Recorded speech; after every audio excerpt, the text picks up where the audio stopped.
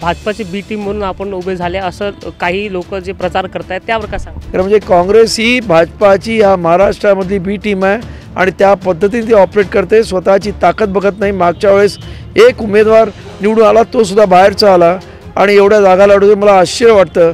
त्यांनी स्वतःची ताकद, त्यांची स्वतःची बेडकी किती आहे ती फुगून ते बघावं आणि नंतर वाढवावं.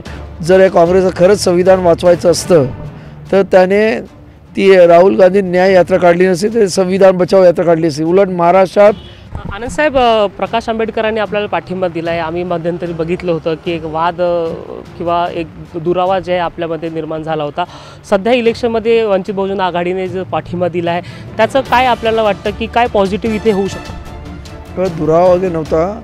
रिपब्लिकन सेनेचे उमेदवार आनंदराज आंबेडकर जे आहे अमरावतीतून यंदा उमेदवार आहे, आपल्यासोबत आहे. आनंदजी, काय सांगणार आहात? काय चित्र दिसतं? आपण प्रचार करत आहात, अमरावतीकरांचं कल कोणाकडे दिसत आहे?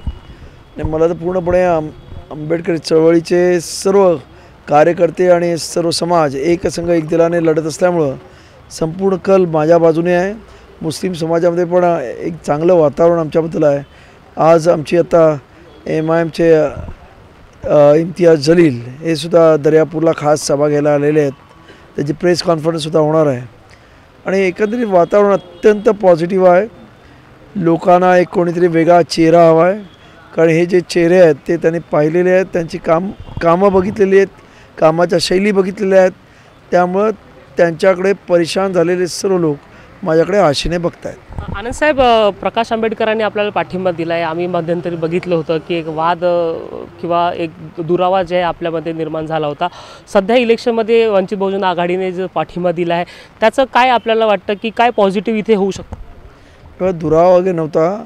माझं म्हणजे माझी थिंकिंग अशी होती की आंबेडकर चळवळीच्या मताचं डिव्हिजन होऊ नये आणि त्यांनी तो उमेदवार जाहीर केला. त्यामुळे मी म्हटलं आपण मागे घ्यावं, त्याचा दुरावा काय. आणि शेवटी मग त्याने म्हणाले तुम्हीच उभे राहा.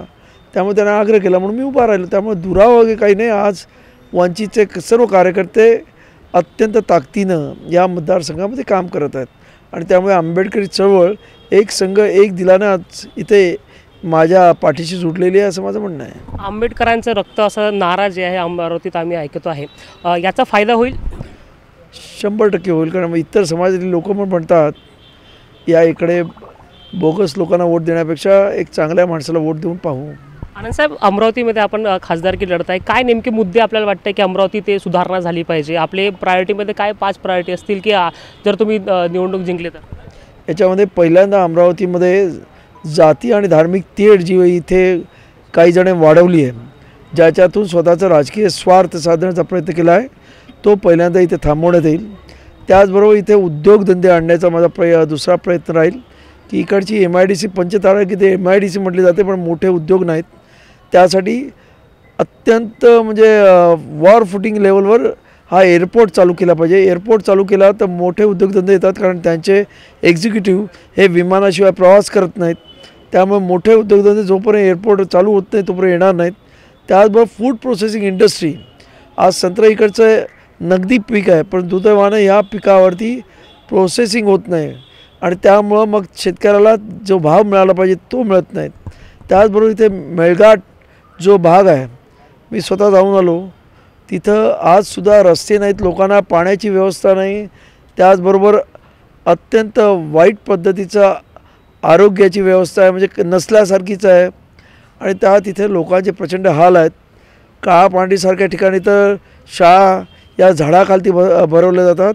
तेच कुठेतरी दुर्दैवी आणि त्यासाठी त्या लोकांच्या म्हणजे आदिवासी समाजासाठी खऱ्या अर्थानं पेसा कायदा लागू करून त्यांना तिकडची वेगळ्या प्रकारचं त्यांचं स्वतःचं एक त्यांच्या भल्यासाठी कामकाज करणारं एक मंडळ तिथे तयार करावं अशी माझी इच्छा आणि त्या दृष्टिकोनातून माझे प्रयत्नसुद्धा राहतील.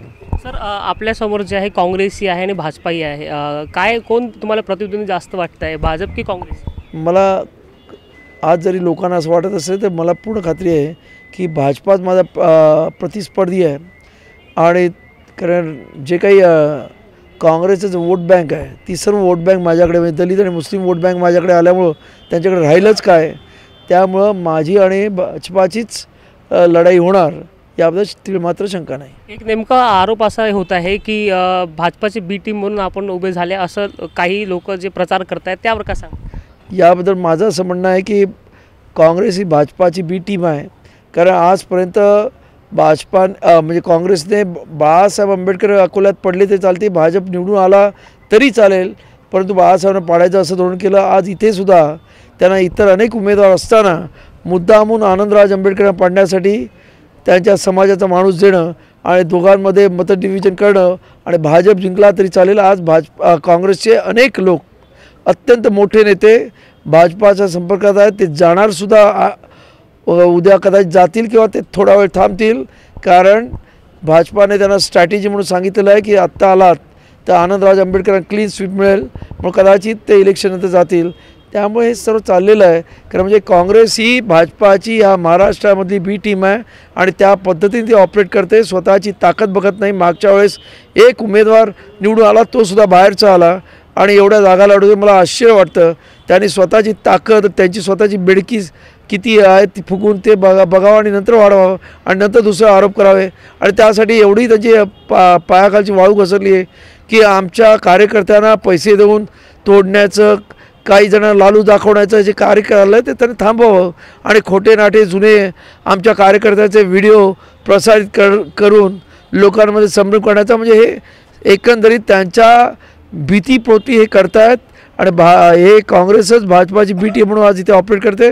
कारण हे काँग्रेसवाले आजसुद्धा काँग्रेसबरोबर प्रामाणिक, उद्या ते कधी भाजपामध्ये जातील याचा भरोसा नाही. सर, एक शेवटचा प्रश्न, संविधानावर हा इलेक्शन जे आहे तो लढवण्यात येतं असं नेमकं चित्र देशात आहे. भाजप 400 पार म्हणते आणि त्याचाच नेरेटिव्ह जो आहे काँग्रेस सेट करत आहे की जर हे 400 पार आले तर संविधान बदलणार आहे. आपण अभ्यासक आहात, तर काय वाटतं की हे जे भाजप सांगतं 400 पार संविधानावर आघात होऊ शकतो का? हे बघा, जर या काँग्रेसचं खरंच संविधान वाचवायचं असतं तर त्याने ती राहुल गांधी न्याय यात्रा काढली नसती, तर संविधान बचाव यात्रा काढली असती. उलट महाराष्ट्रात माझ्या महाराष्ट्र अध्यक्ष काकासाहेब खंबाळकर याने नागपूरपासून त्या अख्ख्या महाराष्ट्रात संविधान बचाव यात्रा काढली. अख्ख्या महाराष्ट्र पिंजून काढला. ते यांना संविधान बिविधानाचं काही देणं घेणं नाही. फक्त आता मुद्दा म्हणून ते बोलतात. उद्या हे म्हणजे हे सत्तेवर तर येणे शक्य नाही, तर 50शी गाठतील की नाही हा शंका आहे. परंतु यांच्या आज खऱ्या अर्थानं संविधान वाचवण्याचं काम हे आंबेडकरी जनता करणार आहे आणि त्यासाठी आंबेडकरी जनता आज आंबेडकरी घराण्याच्या मागे अत्यंत ठाम पद्धतीने उभी आहे. आपण राजनैतिक विश्लेषक आहात आणि आपल्याला वाटतं का जे भाजप 400 पारचा नारा देत आहे गेटेबल आहे ते? आजची परिस्थिती अत्यंत वाईट आहे देशाची. आपण जर न्यूज पाहिली असेल तर नागालँडसारख्या ठिकाणी 6 लोकसभा मतदारसंघामध्ये एक मत पडलं नाही.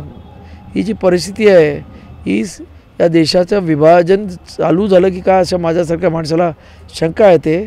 आणि त्यामुळं अशा पद्धतीने लोकांनी विचार करायला पाहिजे की हे जे काही आज चाललेलं आहे धर्माच्या नावाखाली लोकांच्या म्हणजे भावनांना हात घालून जे काही राजकारण करायचं ते कुठे थांबून आता या देशामध्ये भौतिक म्हणजे लोकांचे जे भौतिक प्रश्न आहेत, अन्न वस्त्र निवारा, त्याच्यावरती बोलणाऱ्यांना मतदान करायला पाहिजे.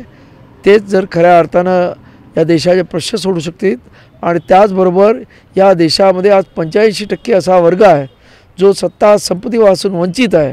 त्या वर्गाला ह्या देशाची सत्ता मिळाली पाहिजे. ही बाबासाहेब आंबेडकरांची भूमिका होती आणि ती आमची भूमिका आहे.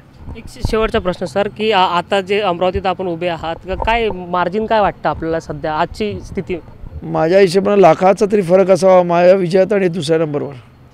तर हे होते आनंदराज आंबेडकर ज्यांनी अमरावती लोकसभेतून उमेदवारी जाहीर केली आहे. त्यांना पाठिंबा जे आहे वंचित बहुजन आघाडीने दिला आहे, वरतून MIM सुद्धा दिला आहे. सुद्धा MIMने दिला आहे.